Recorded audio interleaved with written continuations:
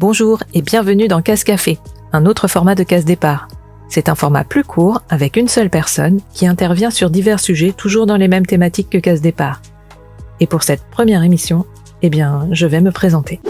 Case Café, la pause café de Case Départ, l'émission trait d'union entre la pop culture et la connaissance de soi. Moi je m'appelle Sae Sibo, je suis franco-japonaise, mon père est français, ma mère est japonaise, originaire de Shizuoka, c'est la région du thé vert et du mont Fuji. Je suis allée régulièrement au Japon dans mon enfance, on a profité des longues vacances d'été en France pour y aller, pas tous les ans mais régulièrement quand même. Et en fait c'est un peu comme ça que j'ai commencé à découvrir les dessins animés, les mangas, comme les enfants japonais en fait. On regardait des Doraemon, d'autres dessins animés qui n'ont jamais été diffusés en France, plutôt le soir. Je regardais aussi des émissions de NHK, des émissions éducatives que je trouvais vachement bien, et je me disais pourquoi il y en a pas en France. Et tout ça est allé crescendo jusqu'au premier Miyazaki. Et en fait, quand Le Château dans le ciel est sorti au Japon, j'ai eu vraiment un gros coup de cœur. Et au point que j'ai voulu le montrer à ma meilleure amie. On avait 12 ans à l'époque. Et on était encore en mode VHS. Donc j'avais montré Le Château dans le ciel sur une VHS et j'avais traduit en simultané quasi. Tellement je connaissais bien le dessin animé aussi. Et peut-être que c'est là qu'il y a eu la première étincelle de volonté de partage et l'idée de me dire que c'était possible, sans forcément me projeter dans quelque chose de professionnel. Parce qu'en fait, je me suis jamais dit, tiens, mon rêve, c'est trop de bosser dans le manga ou dans l'entertainment. Moi, en fait, j'ai toujours, je crois que j'ai eu des impulsions comme ça, régulièrement. Et une autre impulsion que j'avais, un autre truc que je kiffais, c'était organiser des soirées. Alors quand j'étais plus petite, c'était des booms, et puis après c'est devenu des soirées jusqu'à ce que je commence à travailler en fait. Et puis du coup j'ai mis mon énergie dans autre chose. Mais je pense que j'avais déjà des propensions à vouloir organiser des sortes de rassemblements festifs. Et d'autre part à vouloir partager la culture japonaise, en tout cas ce que j'aimais de la culture japonaise. Et bien sûr à l'époque il n'y avait pas les réseaux sociaux, donc on faisait autrement. Que dire d'autre en termes d'études? En fait j'ai un bac S et j'ai fait une année de prépa Hippocagne BL où je me suis pas du tout sentie bien. Je pense que j'ai fait plus ou moins une dépression à l'époque sans trop savoir. Et en fait, ce qui est rigolo, c'est que je me suis enfin autorisée à un moment à faire ce que je voulais. Donc, je me suis inscrite en lettres et ils ont paumé mon dossier. Et moi, j'étais partie au Japon, je suis revenue, pas de news de la fac. Et donc, j'étais en panique, j'étais pas prête à faire une année sabbatique. Et donc, après plein de recherches, je me suis dit, je vais faire une première année de japonais. Parce que comme ça, au pire, je peux faire deuxième année de lettres et première année de japonais ensemble. Et c'est ce que j'ai fait au final. Et je me suis tellement plu au Langzhou parce que c'était... en fait, c'est tout ce que j'aime. C'est mélange de culture, ambiance cool. Et donc, je me suis tellement plu là-bas que j'ai décidé de suivre leur cursus de commerce international. Et j'ai complètement lâché les lettres, même si je trouvais ça intéressant, en fait, je n'arrivais pas à me projeter. Et puis vraiment, l'ambiance de la fac a beaucoup joué. Donc voilà au niveau de mes études vite fait. Ma mère, en parallèle, produisait un moyen-métrage sur Sadako, la petite fille qui est décédée à Hiroshima à l'âge de 12 ans des suites des radiations de la bombe atomique. Et en fait, l'idée, c'était de créer un moyen-métrage, donc un dessin animé d'une 30aine de minutes, qui puisse expliquer aux enfants l'histoire de Sadako et ce que sont les radiations, sans que ce soit traumatisant.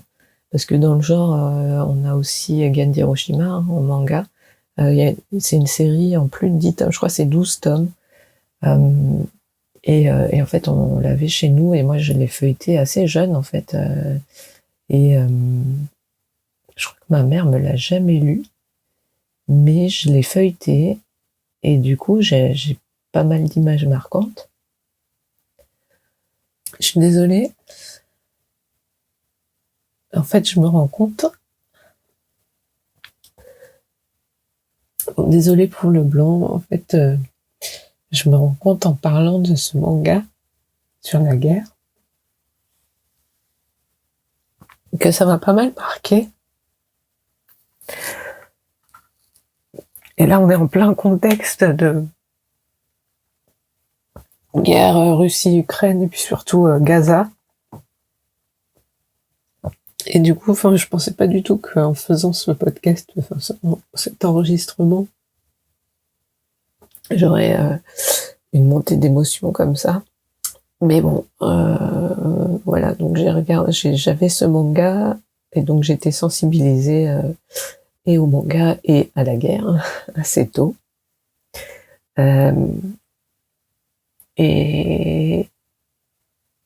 Et du coup, donc ce dessin animé, c'était un dessin animé qui est une sorte de support pédagogique en fait pour parler des radiations et de la bombe atomique et de la guerre aussi d'une manière plus générale aux enfants, sans les traumatiser et voilà, et qu'il y a un dialogue qui puisse se faire.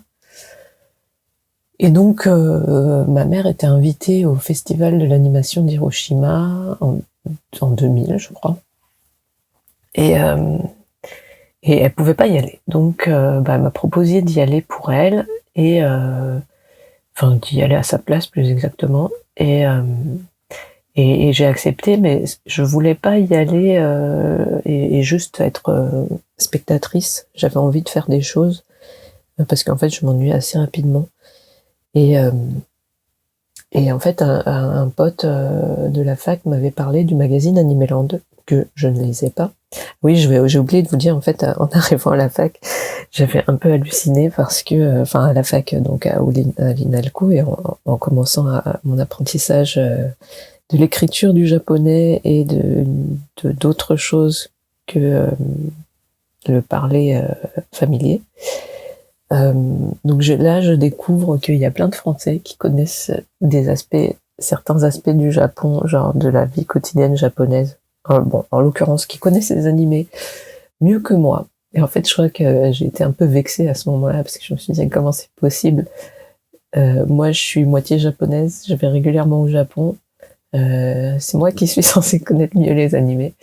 Et puis là, je tombe sur des gens hyper pointus, quoi, qui me parlent de genre des chroniques de la guerre de Lodos. J'étais là, c'est quoi ce truc? Et donc voilà, j'ai cet ami qui me parle d'Animeland. Et donc je décide pour ce voyage au Japon de voir si Animeland peut m'accepter comme pigiste. Et donc je rencontre Yvan West-Laurence, le rédacteur en chef de l'époque, qui m'accueille en disant nous on est toujours ouvert à accueillir de nouveaux pigistes, donc pas de problème. Et ils me font des cartes de visite Animeland. C'était ma toute première carte de visite, j'étais trop contente. Donc je pars avec cette carte de visite au festival de l'animation de Hiroshima.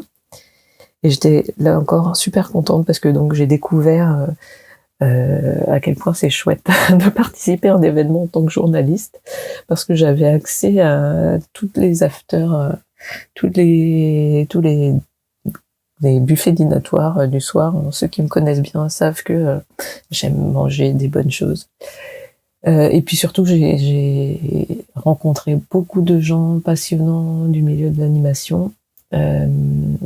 J'ai découvert aussi beaucoup de choses sur l'histoire de l'animation. Donc c'était vraiment un mix rencontres, fêtes, Moi, on n'est pas allé en boîte et tout. Hein. Quand je dis fête, c'est le côté festif en fait de ces rencontres. Et puis ouais, découverte, apprentissage. J'ai fait ma première interview en anglais. J'ai interviewé le réalisateur américain Bill Plimpton. Et j'ai aussi interviewé un animateur coréen qui avait fait un court-métrage que j'avais trouvé top, qui a gagné d'ailleurs. Et voilà, je sais plus...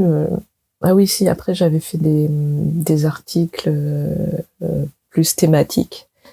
Donc voilà, j'ai fait mes premiers pas dans le milieu de l'entertainment japonais en France au début des années 2000. Et en fait, suite à ça, j'ai rencontré diverses personnes dans ce milieu, grâce à Animeland qui m'a contacté pour traduire quand il y avait des Japonais qui venaient en France. Et donc, par ce biais, j'avais rencontré Dominique Verret et Erwan Leverger, qui étaient à l'époque chez Tonkam. Et je les avais j'avais recontacté Dominique au moment où je voulais faire un stage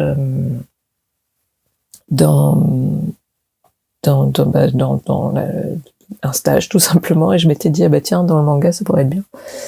Et là, je tombe sur un Dominique hyper remonté. Ouais, moi, je vais partir de toute façon. Tonkam, c'est nul. Je vais monter une nouvelle boîte. Donc, je n'ai pas fait mon stage chez Tonkam.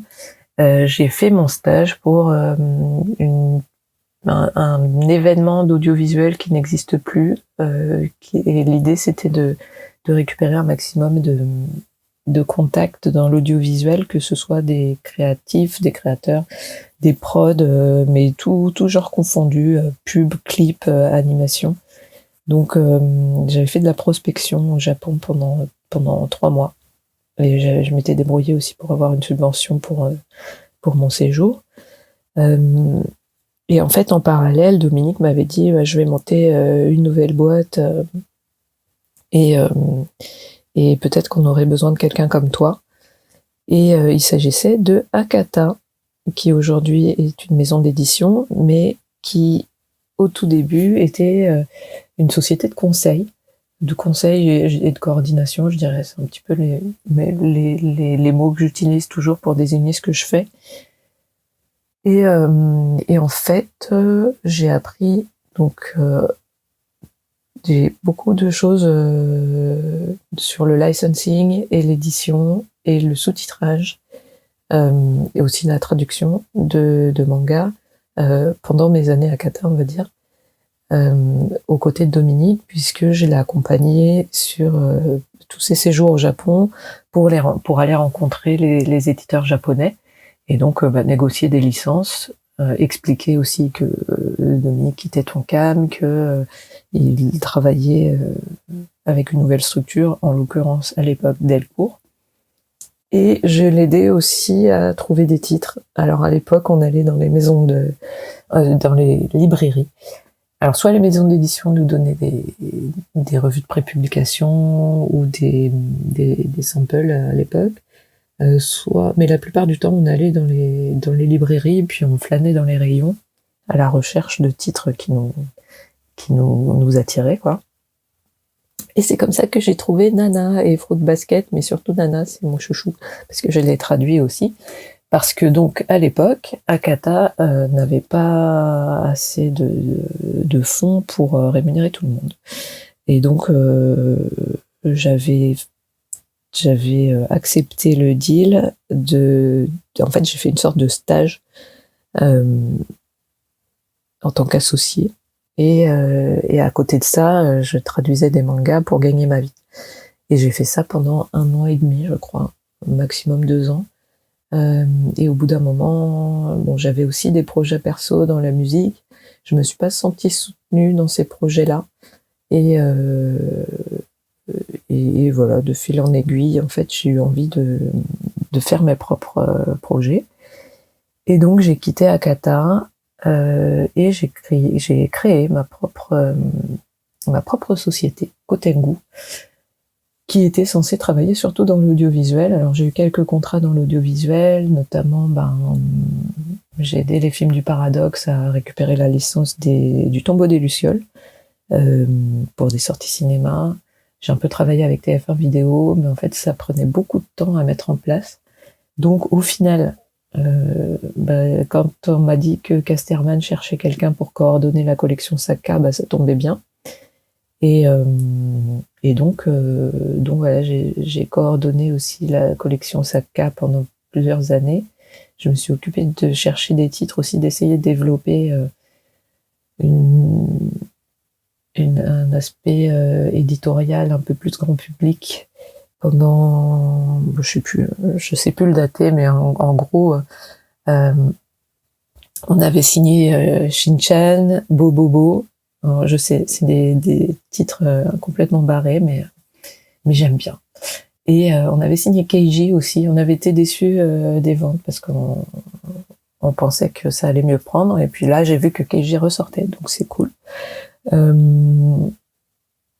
Et puis, en parallèle de ça, j'ai créé un label en 2004, Soundlicious, dans le but de développer la musique japonaise en France. Je vais pas rentrer dans les détails de comment j'en suis arrivée là, mais c'était pas mon idée de départ. Et puis finalement, je me suis lancée. Et l'idée, c'était de sortir un album par an, grosso modo, et de faire une tournée avec l'artiste pour essayer de le faire connaître un maximum.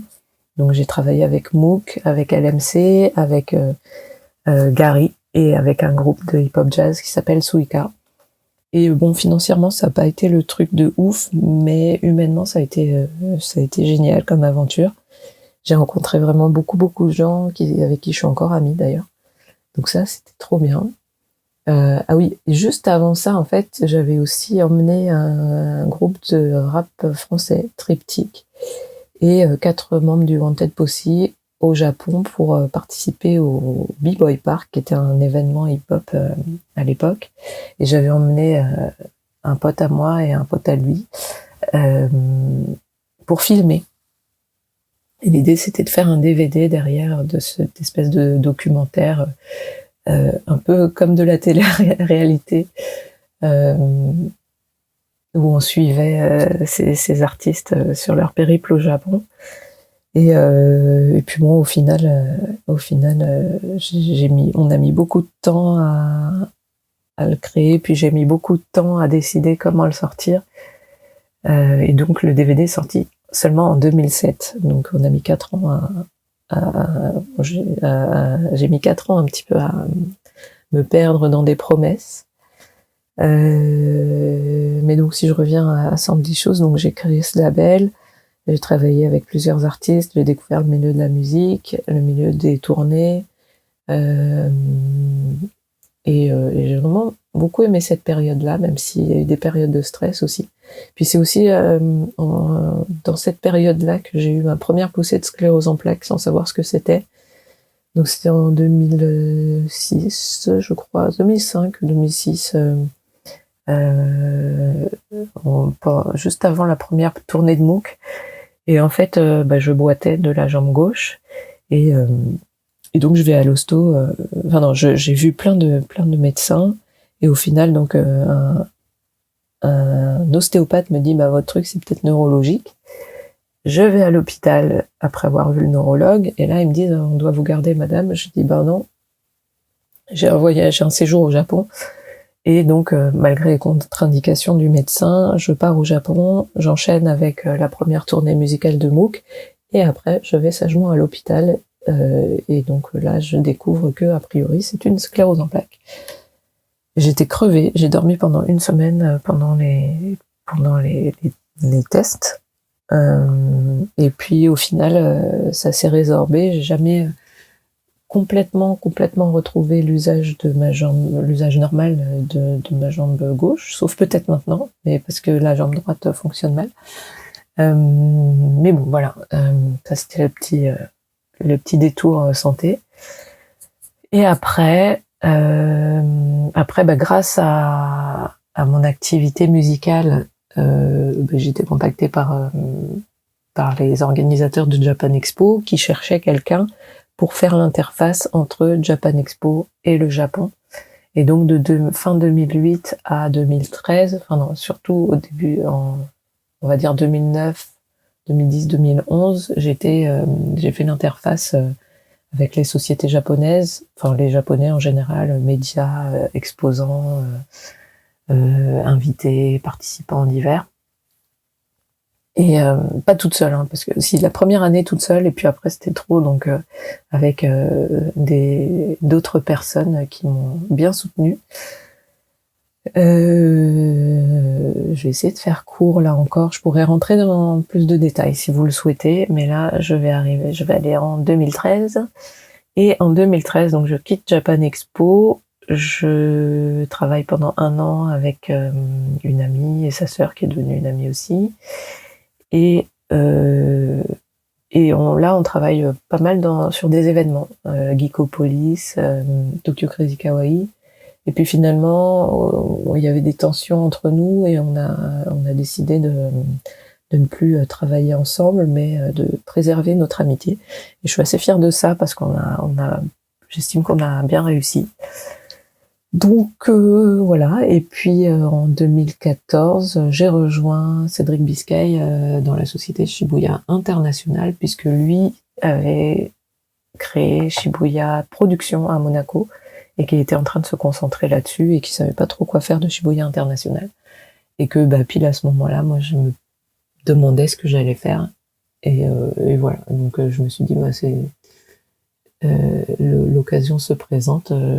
J'ai jamais eu d'associé non, j'allais me tromper là encore, mais c'était nouveau pour moi de rejoindre quelqu'un, une structure déjà existante en fait. Et donc voilà, depuis 2014, depuis septembre 2014, je suis à la tête de Shibuya International, mais ça me fait bizarre de dire que je suis à la tête parce que bon, c'est comme si j'étais freelance en vrai. Et je continue à faire du conseil et de la coordination, sauf que maintenant avec l'expérience, ça commence à être plus pertinent. Ah oui, entre-temps quand même, à partir de 2010, j'ai découvert le développement personnel.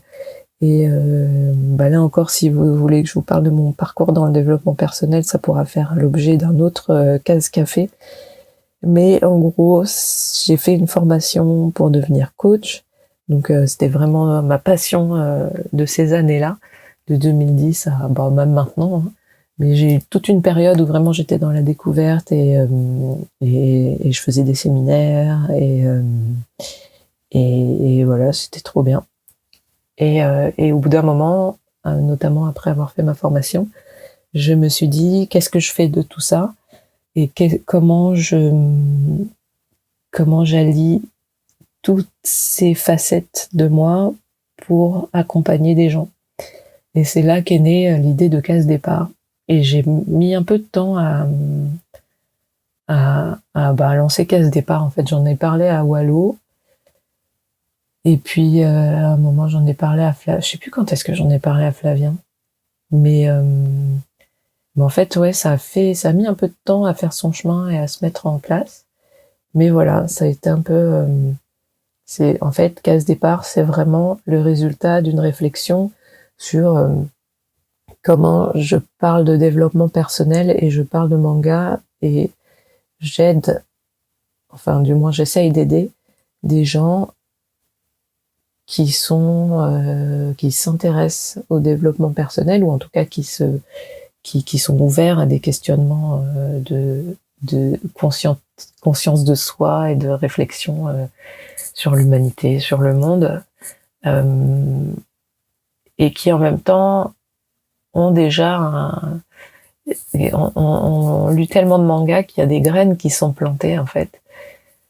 Et voilà, et l'idée c'est peut-être d'arroser le jardin, si je continue l'image. Donc voilà, en gros mon parcours. Et puis aujourd'hui, je suis toujours à la tête de Shibuya International. Je suis aussi employée chez Oniri Création, donc qui fait des statues.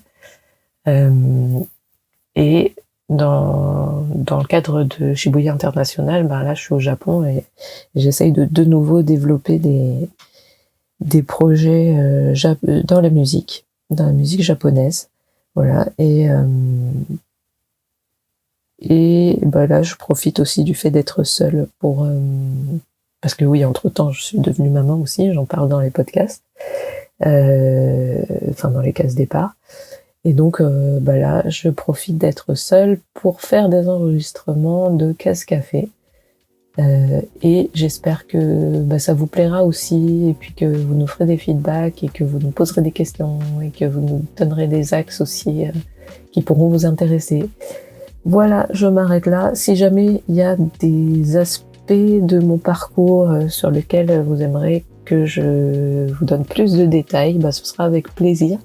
N'hésitez pas à me contacter sur Instagram, soit via Casse Départ, soit via mon compte perso, Sahe-Cibout, alors SAHE_CIBOT. Voilà, je me ferai un plaisir de vous répondre. À très bientôt.